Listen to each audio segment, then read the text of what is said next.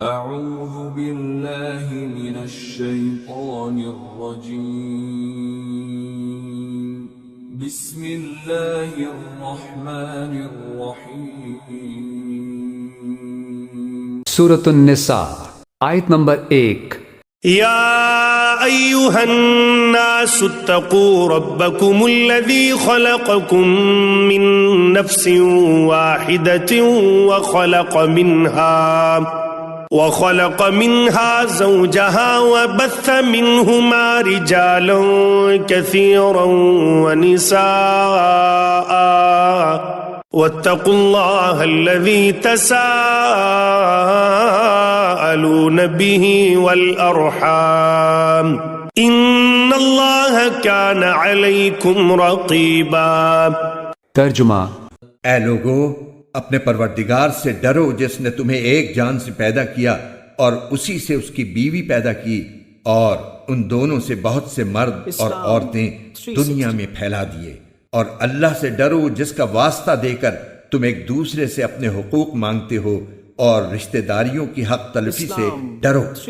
یقین رکھو کہ اللہ تمہاری نگرانی کر رہا ہے. تفسیر: چونکہ آگے چل کر انسانوں کے باہمی حقوق بیان کرنے ہیں اور خصوصیت کے ساتھ خاندانی نظام کی بہتری و استواری کے لیے ضروری قوانین ارشاد فرمائے جانے والے ہیں، اس لیے تمہید اس طرح اٹھائی گئی کہ ایک طرف اللہ سے ڈرنے اور اس کی ناراضی سے بچنے کی تاکید کی، اور دوسری طرف یہ بات ذہن نشین کرائی کہ تمام انسان ایک اصل سے ہیں اور ایک دوسرے کا خون اور گوشت پوست ہیں.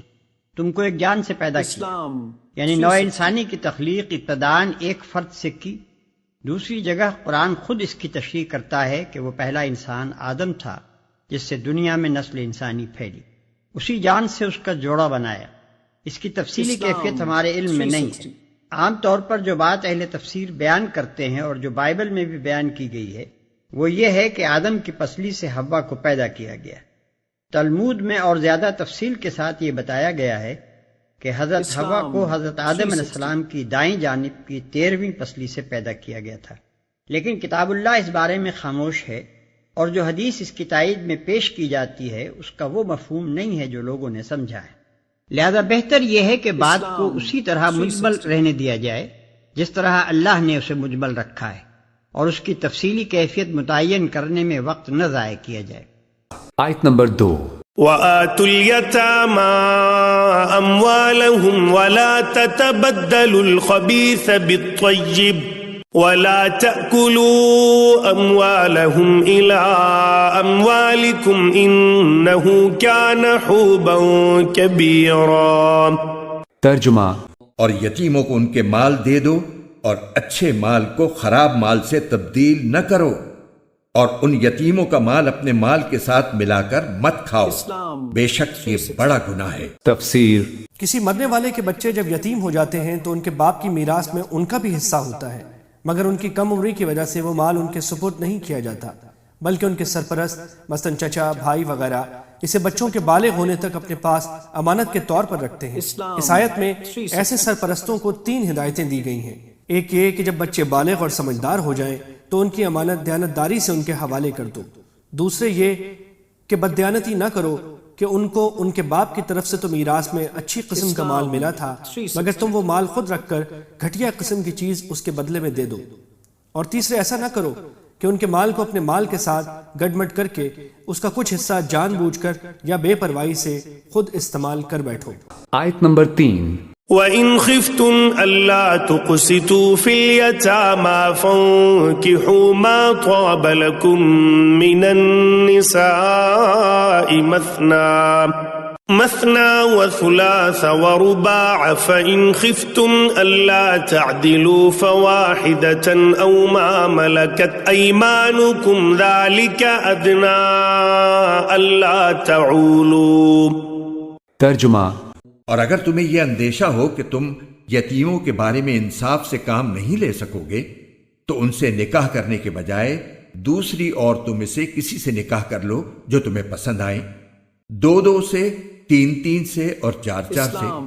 ہاں، اگر تمہیں یہ خطرہ ہو کہ تم ان بیویوں کے درمیان انصاف نہ کر سکو گے تو پھر ایک ہی بیوی پر اکتفا کرو یا ان کنیزوں پر جو تمہاری ملکیت میں ہیں. اس طریقے میں اس بات کا زیادہ امکان ہے کہ تم بے انصافی میں مبتلا نہیں ہوگے۔ تفسیر صحیح بخاری کی ایک حدیث میں حضرت عائشہ رضی اللہ تعالی عنہا نے اس ہدایت کا پس منظر یہ بتایا ہے کہ بعض اوقات ایک یتیم لڑکی اپنے چچا کے بیٹے کی سرپرستی میں ہوتی تھی، وہ خوبصورت بھی ہوتی اور اس کے باپ کا چھوڑا ہوا مال بھی اچھا خاصا ہوتا تھا۔ اس صورت میں اس کا چچا زاد یہ چاہتا تھا کہ اس کے بالغ ہونے پر وہ خود اس سے نکاح کر لے تاکہ اس کا مال اسی کے تصرف میں رہے، لیکن نکاح میں وہ اس کو اتنا مہر نہیں دیتا تھا جتنا اس جیسی لڑکی کو دینا چاہیے۔ دوسری طرف اگر لڑکی زیادہ خوبصورت نہ ہوتی تو اس کے مال کی لالچ میں اس سے نکاح تو کر لیتا تھا، لیکن نہ صرف یہ کہ اس کا مہر کم رکھتا تھا بلکہ اس کے ساتھ ایک محبوب بیوی جیسا سلوک بھی نہیں کرتا تھا۔ اس آیت نے ایسے لوگوں کو یہ حکم دیا ہے کہ اگر تمہیں یتیم لڑکیوں کے ساتھ اس قسم کی بے انصافی کا اندیشہ ہو تو ان سے نکاح مت کرو، بلکہ دوسری عورتوں سے نکاح کرو جو اللہ نے تمہارے لیے حلال کی ہیں۔ جاہلیت کے زمانے میں بیویوں کی کوئی تعداد مقرر نہیں تھی، ایک شخص بیک وقت 10 20 عورتوں کو نکاح میں رکھ لیتا تھا۔ اس آیت نے اس کی زیادہ سے زیادہ حد 4 تک مقرر فرما دی، اور وہ بھی اس شرط کے ساتھ کہ انسان تمام بیویوں کے درمیان برابری کا سلوک کرے، اور اگر بے انصافی کا اندیشہ ہو تو ایک ہی بیوی پر اکتفا کرنے کا حکم دیا گیا ہے۔ ایسی صورت میں ایک سے زیادہ نکاح کرنے کو منع فرما دیا گیا ہے۔ آیت نمبر 4 وآتوا النساء صدقاتهن نحلة فإن طبن لكم عن شيء منه نفسا فكلوه هنيئا مريئا۔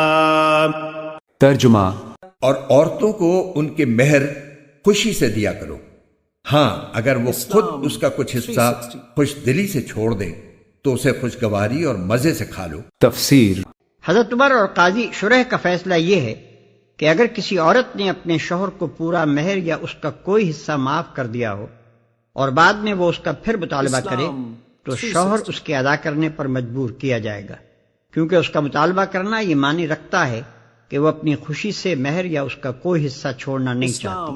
آیت نمبر 5 ولا تؤتوا السفهاء أموالكم التي جعل الله لكم قياما وارزقوهم فيها واكسوهم وقولوا لهم قولا معروفا۔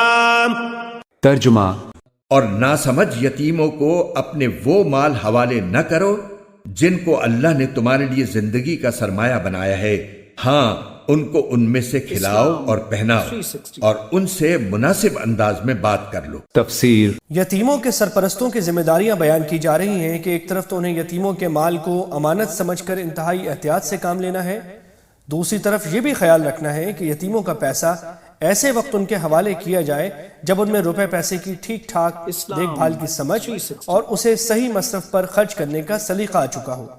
جب تک وہ نہ سمجھ ہیں ان کا مال ان کی تحویل میں نہیں دینا چاہیے، اور اگر وہ خود مطالبہ کریں کہ ان کا مال ان کے حوالے کر دیا جائے تو انہیں مناسب انداز میں سمجھا دینا چاہیے۔ اگلی آیت میں اسی اصول کی مزید وضاحت کرتے ہوئے فرمایا گیا ہے کہ وقتاً فوقتاً ان یتیم بچوں کو آزماتے رہنا چاہیے کہ آیا وہ اتنے سمجھدار ہو گئے ہیں کہ انہیں اپنے مال کے صحیح استعمال کا سلیقہ آ گیا ہے۔ یہ بھی واضح کر دیا گیا ہے کہ صرف بالغ ہونا بھی کافی نہیں، بلوغ کے بعد بھی اگر وہ سمجھدار نہ ہو پائے تو مال ان کے حوالے نہ کیا جائے، بلکہ جب یہ محسوس ہو جائے کہ ان میں سمجھ آ گئی ہے تب مال ان کے حوالے کیا جائے۔